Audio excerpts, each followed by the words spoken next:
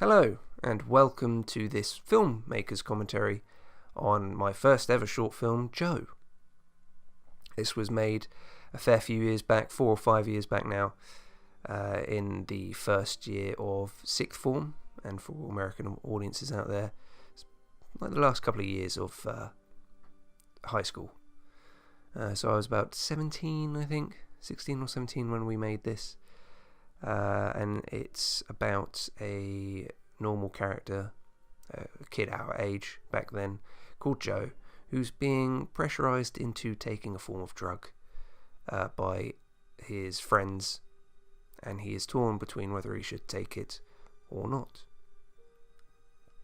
It's more of a short sequence that you could see taking place in a larger film, but it works just as well as a little short film as well. So it was just a crew of two of us, myself, Sam, hello, and fellow filmmaker at the time, George. And our cast member there playing Joe is called Jake. And I think the idea of calling it just Joe, and the character being Joe, I remember was the idea, it was kind of like an in-joke really for myself, because I just thought average Joe, this kind of deal could happen to anyone, being pressurized into into doing something they don't want to, and the average Joe can be pressurized into doing that. It's a subject that can happen to anyone. But that's probably me remembering and thinking a little bit too far into it, because it just works as Joe. His name is Joe, and he's got this conflict going on. So the equipment we used was a Canon 550 DSLR, a fig rig, the large sort of steering wheel apparatus that you mount a camera onto, and a tripod. But as you can see through a lot of the shots, neither the fig rig or the tripod were utilised to keep the camera very steady, so we've got a lot of these shaky shots, but that was kind of to be expected for sort of first time filmmakers, and it actually does add a little bit to the film, kind of this shaky indecisiveness, not sure what's going to happen. There's a still shot, that's a still shot right there, and good focus pull as well. You'll notice a lot in the focus, it does shift in and out at the wrong times, again because we're first time filmmakers and we were just learning to use the equipment.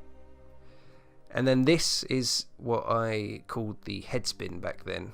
This is kind of like the centerpiece of the short film, where to show Joe's indecisiveness and what he was thinking about, we were going to do this headspin shot, which was literally me holding the fig rig and kind of having to crab walk around him, trying to center it on his head. But you could see there that it was quite dark, so it gets to a point where you can't see anything at all, and then you see him again.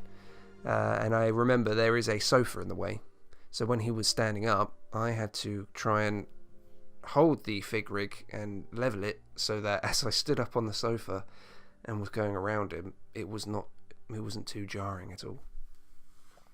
But that was a good shot to have as our centerpiece. It just kind of revolved around that. There you go. As you can hear, there's no dialogue. It was kind of, I guess you could consider it as, no, it's not really high concept, but having no dialogue was, because obviously we weren't writers back then either, so script writing was not really involved at all. So when it came to the edit bay, obviously we didn't have any, the cameras recorded on set sound and everything, but we didn't feel it was too necessary. We just needed some suspenseful or guess, sad music to kind of emphasize Joe's indecisiveness and what he's going through in this moment, which we did find. It's not an original piece of music, I have to say. Back then we didn't really have the facilities or the knowledge or connections for original music. And you have to remember, this sort of project was kind of like a semester project, so we had short amount of time to film it and put it together. So that was just, original music was out of the question back then, really. As you can see in a lot of the, well, throughout the film, there's a lot of lighting mismatch, and it is kind of murky in that regard.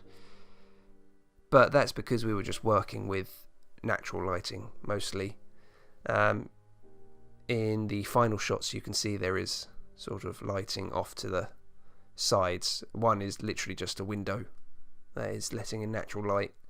And being in Britain, we don't really have the best light, because it's almost always cloudy and grey, and it's just not very bright.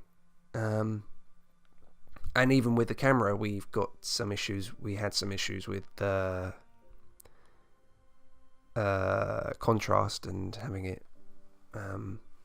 blown out in some shots and then too dark in other shots. But that was just the problem with us being new filmmakers, I think.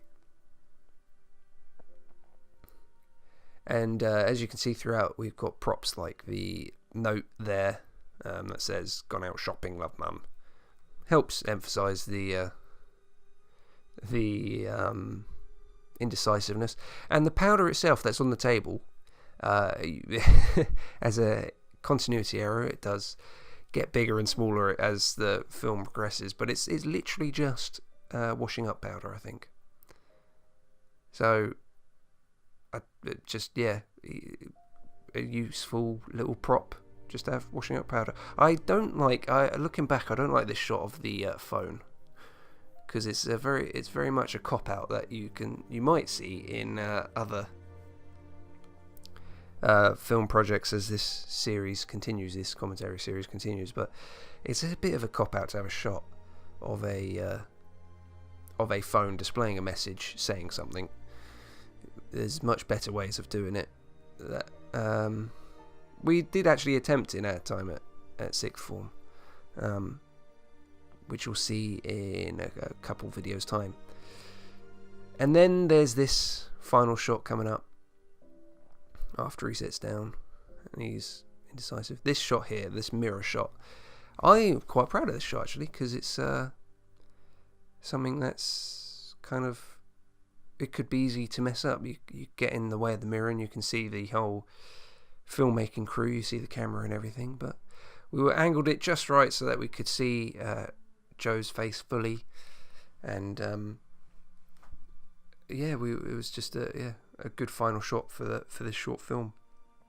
And if I remember, when we got our marks back after we submitted it, we were 1 mark off of a full score.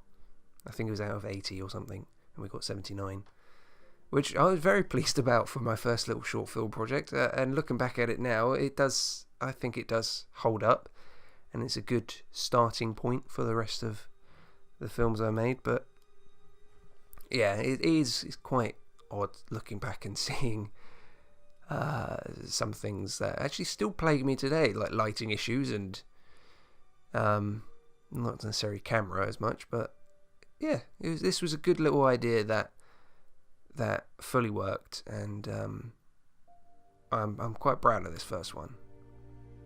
So yeah, Joe was a good starting point to the short films I've made so far. You'll see on the channel, on Samuel Cooper Films, that I've put up 15, or will be putting up 15 short films. That's the whole